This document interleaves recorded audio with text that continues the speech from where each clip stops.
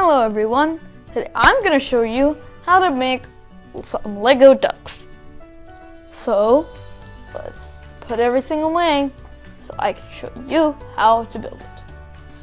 First, let's dismantle our little duck that we have going on right here.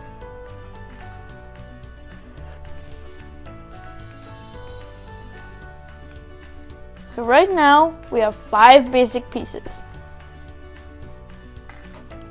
One 1x2 inverted piece,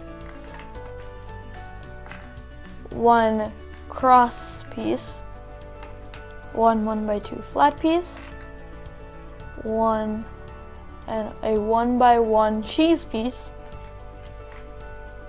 and a 1x1 with an eye. So now let's get on to it. So let's put our 1x2 slope into this cross piece, and we already have legs. Next, let's put our 1x2 here and our cheese piece back here. And let's put our eyepiece like this. And that's how you make a Lego duck. Now it's time to get this duck's buddies so that they can all say goodbye.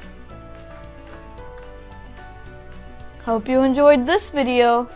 Like, subscribe, and share with all your friends. I'll see you next time. Bye!